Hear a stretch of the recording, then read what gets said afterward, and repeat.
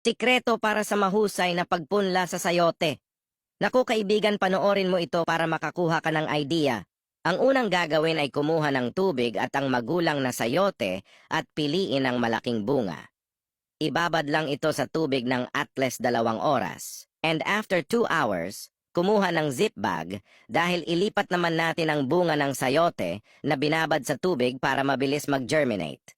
Pagkatapos mailagay, ay kailangan mo rin mag-spray ng tubig para manatiling moist ang loob. Pagkatapos mong balutin ay ilalagay lang natin ito sa cartoon box para mas mabilis makapag-produce ng moist at mabilis sumibol. Mainam na lagyan ng tape sa ibabaw para masara ng maayos. And after 1 week, pwede na kunin ang bunga ng sayote.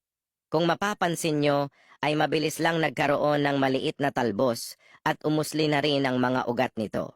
Sapat na ito para ipunla sa lupa para sa mahusay na pagkakaroon ng mausbong na ugat. Ang gamitin na pagpunlaan ay coco peat, rice husk ash, composted cow dung. Halu-haluhin lang ito para makalat ng maayos sa isa't isa. Kumuha din ng disposable plastic para paglagyan nito. Ang purpose ay para madali lang natin kunin ang binhi kung sakaling mausbong na ang ugat. Napakasimple lang naman, ilagay lang ang isang piraso ng binhi sa bawat disposable plastic na pagpunlaan.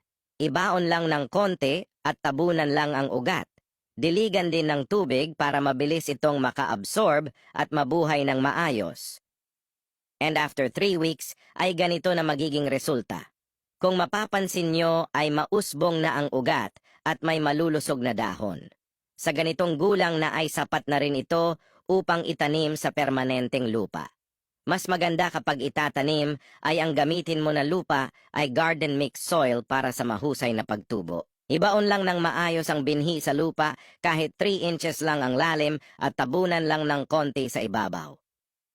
And after 3 months mula sa pagtatanim ay maaari ka nang makakaani ng malulusog at mausbong na bunga ng halaman na sayote. Napakasulit talaga kaibigan.